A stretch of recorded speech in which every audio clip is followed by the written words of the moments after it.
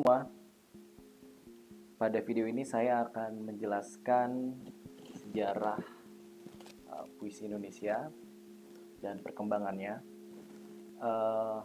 Saya akan menjelaskan bagaimana perkembangan puisi Indonesia dari puisi lama ke puisi Indonesia modern. Nah, saya akan menggunakan perspektif gaya bahasa. Kemudian saya akan mengambil contoh-contoh beberapa puisi, tentu saja tidak semua dan juga mungkin tidak merepresentasikan puisi Indonesia modern, untuk melihat sejauh mana perkembangan puisi Indonesia modern, khususnya dari gaya bahasa. Baik, seperti yang Anda ketahui bahwa akar dari puisi Indonesia modern adalah puisi lama. Apa itu puisi lama?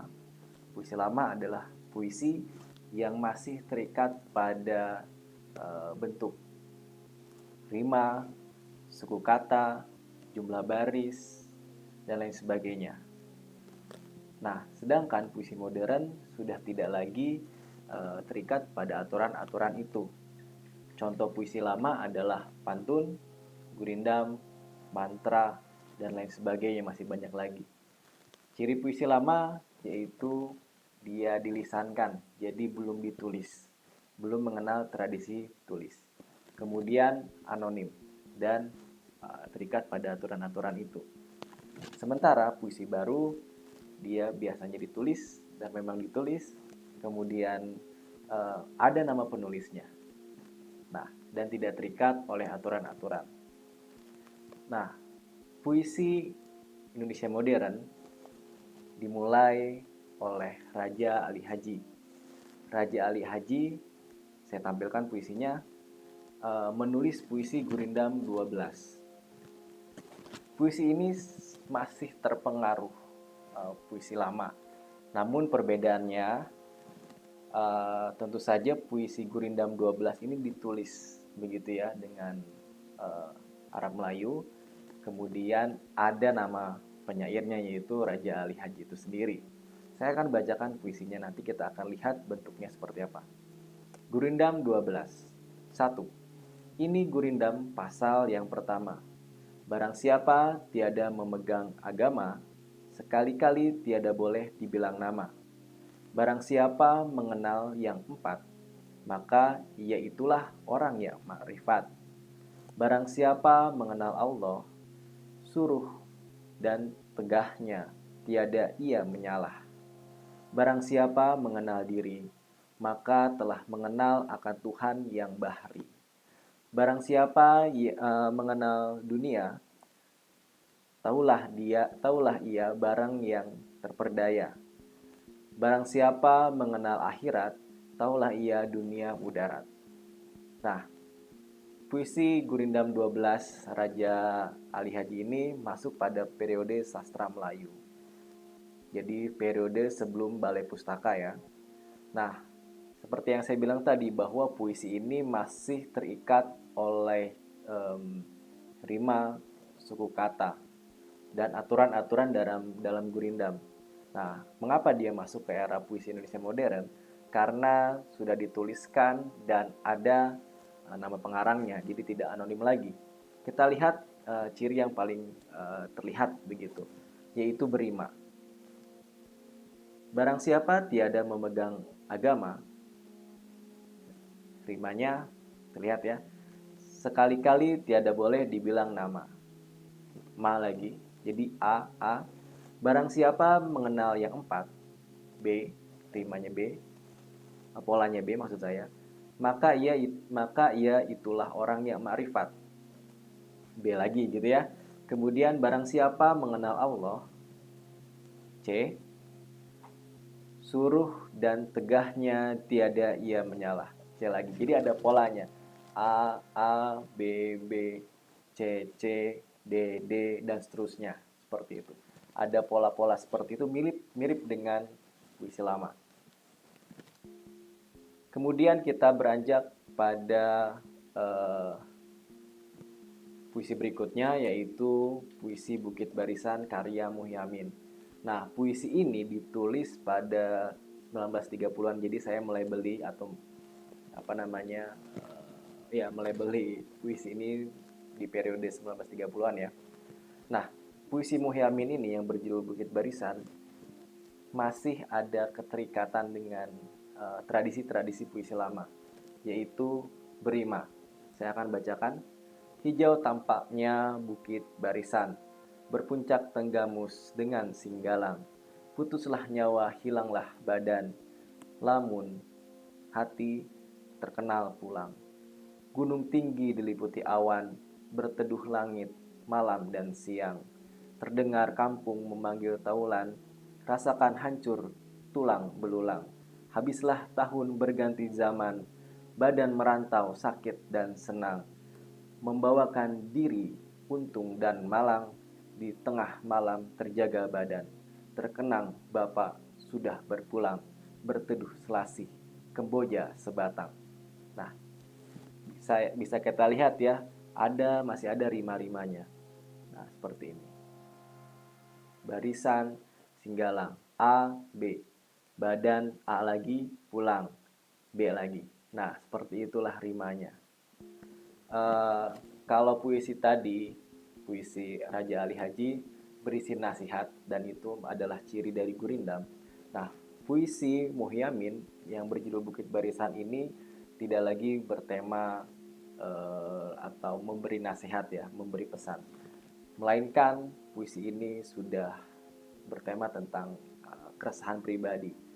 Kalau kita lihat dari mazhabnya, puisi Raja Ali Haji bermazhab klasik, puisi-puisi klasik yang memberi nasihat, memberi amanat, memberi pesan.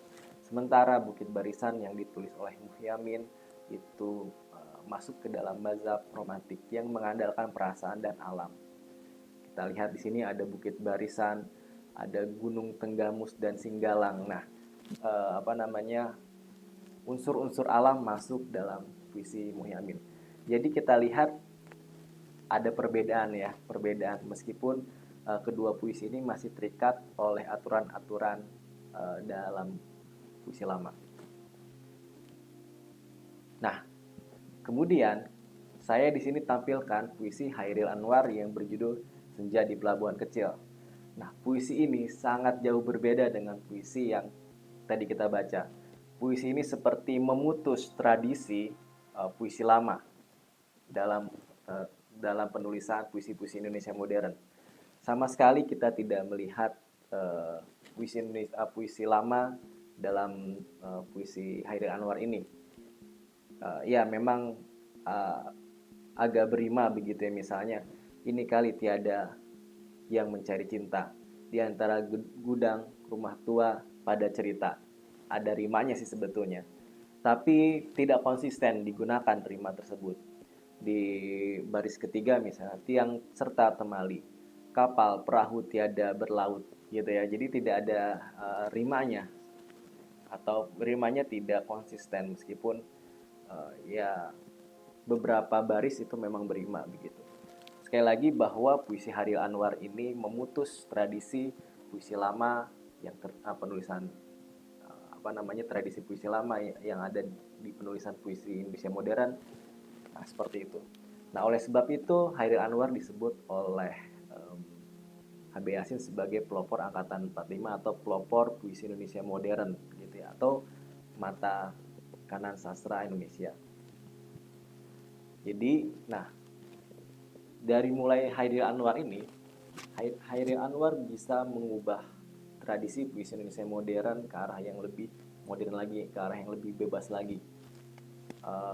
Puisi-puisi pada periode selanjutnya itu akan jadi jauh lebih bebas begitu ya dari puisi yang sebelum Hairil Anwar. Oke, puisi ini ditulis pada periode 1940-an. Baik, saya akan tampilkan puisi yang lainnya, yaitu puisi Nyoto. Puisi ini berjudul Catatan Peking. Puisi ini masuk pada periode 1960-an. Seperti yang kita ketahui, di periode itu terdapat polemik sastra yang sangat besar atau peristiwa politik di Indonesia yang sangat besar, yaitu G30S PKI. Nah, peristiwa G30S itu sangat sangat mengubah wajah Indonesia ya, termasuk wajah kesuksesan Indonesia. Pada periode 1960-an muncul Lekra, yaitu Lembaga Kesenian Rakyat. Lekra adalah lembaga yang mengusung realisme sosialis. Banyak yang bilang bahwa Lekra adalah underbow dari Partai Komunis Indonesia, tapi memang itu masih dalam perdebatan. Intinya adalah Lekra mengusung realisme sosialis dan memaksa atau menyarankan, lebih tepatnya sebetulnya, para senimannya, para anggotanya atau para penyair seniman di Indonesia untuk mengikuti gaya mereka dalam menulis, yaitu realisme sosialis. Bagaimana realisme sosialis yang diusung oleh Lekra? Nah, realisme sosialis itu adalah suatu aliran yang menempatkan politik sebagai panglima. Sehingga ketika kita membaca puisi, ketika kita menikmati lukisan-lukisan yang dilukis, lagu dan lain sebagainya, kita akan melihat unsur-unsur atau pesan-pesan politik di dalamnya. Misalnya dalam puisi Nyoto ini. Catatan Peking, alangkah hebat, di hati alangkah dekat. Kaum tani mengolah besi, kaum buruh di sawah berpeluh. Bajak dan baja tukar bertukar. Mahasiswa pada pekerja, kaum pekerja menjadi siswa. Berjuta milisia angkut senjata. Siapa berani serang sosialisme? Nah, dalam puisi ini kita akan melihat pesan-pesan politik yang ada di sana. Jadi untuk memudahkan pembaca menerima pesan-pesan itu, kita akan melihat puisi yang jernih. Jadi puisi yang hampir tidak ada metaforanya, hampir tidak ada pengandaiannya, hampir tidak ada majasnya begitu ya. Jadi ya pesan-pesan politik aja. Kalau kita baca puisi catatan Peking ini, kita akan melihat bahwa petani, buruh, mahasiswa, pekerja, milisia itu saling bahu membahu gitu ya, membangun sosialisme. Nah, seperti itu. Nah, pada periode ini ada kelompok yang beroposisi dengan Lekra, yaitu Manikebu atau Manifest Kebudayaan. Nah, berbeda dengan Lekra, kalau Lekra mengusung realisme sosialis, kalau Manikebu mengusung aliran humanisme universal. Nah, humanisme universal ini adalah suatu aliran yang menyarankan, saya istilahnya begitu ya, menyarankan para senimannya, para penyairnya untuk berkarya sebebas-bebasnya. Kalau tadi realisme sosialis harus pokoknya puisinya harus politik. Nah, kalau humanisme universal ini dia bebas saja mau mengungkapkan perasaan hati, mengungkapkan ekspresi diri atau politik, ya terserah. Pokoknya berpuisilah sebebas-bebasnya, berkesenianlah sebebas-bebasnya. Nah, inilah yang menjadi yang membuat Lekra beroposisi dengan Manikebu. Karena bagi Lekra pada periode itu seniman atau seluruh rakyat Indonesia harus mendukung revolusi. Jadi kalau puisinya tidak berpolitik, artinya dia anti revolusi. Nah, pada peristiwa-peristiwa berikutnya, pada momen-momen berikutnya, akhirnya meletuslah peristiwa G30S. Nah, akhirnya Orde Lama runtuh. Soekarno jatuh dari kekuasaannya, termasuk Lekra. Dan muncullah kekuasaan yang baru, yaitu Orde Baru. Setelah muncul Orde Baru, puisi Indonesia berubah wajahnya. Orde Baru yang otoriter membuat dunia sastra berubah begitu ya, dunia kesenian berubah dan segala aspek kehidupan bangsa ini berubah. Lekra sudah menjadi organisasi yang dilarang dan puisi tidak boleh lagi berbau politik, tidak boleh lagi memiliki pesan-pesan politik. Jadi puisi Indonesia pada masa Orde Baru itu adalah puisi-puisi yang apolitis atau tidak memiliki pesan politik. Nah, tapi pada masa itu, pada masa Orde Baru muncul berbagai macam puisi. Salah satunya yang saya tampilkan di sini adalah puisi Sapardi Djoko Damono, yaitu Hatiku Selembar Daun. Puisi ini ditulis pada periode 1970-an. Nah, puisi ini disebut sebagai puisi liris. Uh, apa namanya ya, puisi simbolis gitu ya, simbolik maksud saya. Puisi yang menekankan pada simbol-simbol tertentu. Misalnya puisi ini, hatiku selembar daun, melayang jatuh di rumput. Nanti dulu, biarkan aku sejenak berbaring di sini. Ada yang masih ingin kupandang, yang selama ini senantiasa luput. Sesaat adalah abadi, sebelum kau sapu taman setiap pagi. Oh ya, saya ralat, bukan simbolis tapi imajis ya. Oke, seperti yang saya bilang tadi, puisi-puisi pada tahun 1970-an beragam. Ada puisi tentang religiusitas yang ditulis oleh Abdul Hadi WM, ada puisi mantra yang ditulis oleh Sutarji Kazum Bahri maksud saya, dan puisi-puisi lainnya yang masih mungkin bermacam-macam. Ada lagi kalau nggak salah tahun-tahun berikutnya atau periode-periode berikutnya itu muncul puisi bling gitu ya.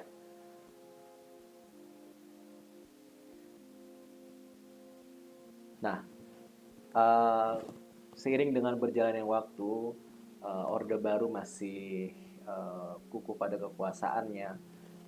Nah, pada memasuki era 1990 muncul perlawanan-perlawanan dari aktivis, sebetulnya ya sejak lama sih.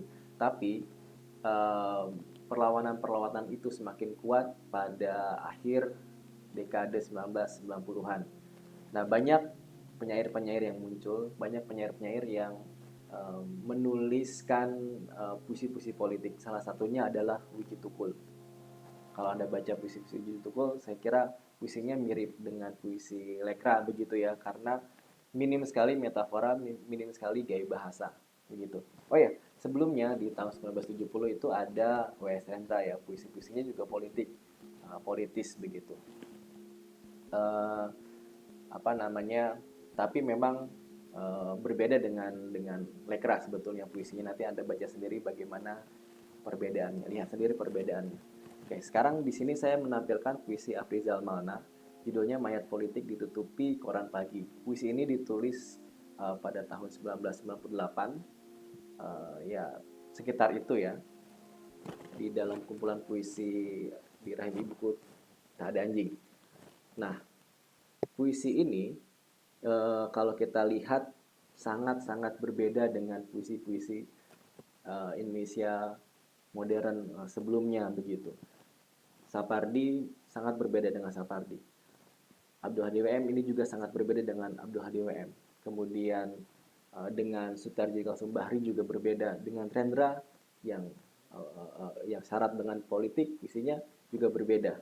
Nah, puisi Afrizal Malna ini kaya dengan simbol-simbol begitu. Saya akan bacakan beberapa kalimatnya saja. Ada orang hilang, tapi ada orang pecah juga. Presiden di rumah sakit, tangan dan lehernya mengeluarkan gergaji, tapi Dewan Perwakilan Rakyat harus dibuat lagi, seperti membuat matahari dari daun pisang. Nah, seperti itu. Kita lihat simbol-simbol presiden, gergaji, kemudian orang hilang dan lain sebagainya begitu ya. Yang kalau kita baca secara keseluruhan, puisi ini berbicara tentang kondisi saat itu, yaitu runtuhnya Orde Baru begitu ya, runtuhnya Orde Baru, dan Indonesia memasuki era reformasi. Nah, seperti itu. Oke, bagaimana? Kita sudah lihat apa namanya timeline yang cukup panjang dari puisi Melayu begitu, periode puisi Melayu, kemudian sampai ke periode 1990-an. Perkembangannya sangat terlihat dari puisi yang masih terkait atau masih ada hubungannya dengan puisi lama, Gurindam 12. Kemudian kita ke puisi selanjutnya, masih juga ada hubungannya dengan puisi lama begitu. Dan kemudian Chairil Anwar menjadi tonggak perubahan puisi Indonesia modern ke arah yang lebih modern lagi begitu. Muncul polemik ya di periode 1960-an. Ada Lekra, ada Manikebu. Lekra mengusung rencana sosialis, kemudian berganti kekuasaan Orde Baru, muncul puisi-puisi apolitis. Di akhir Orde Baru muncul kembali puisi-puisi politik. Nah, bagaimana puisi-puisi sekarang atau setelah reformasi atau dalam masa reformasi ini, kita akan simak di video berikutnya. Terima kasih sudah menonton. Jangan lupa like, subscribe, dan tekan tombol lonceng untuk menikmati konten-konten baru berikutnya. Terima kasih. Salam.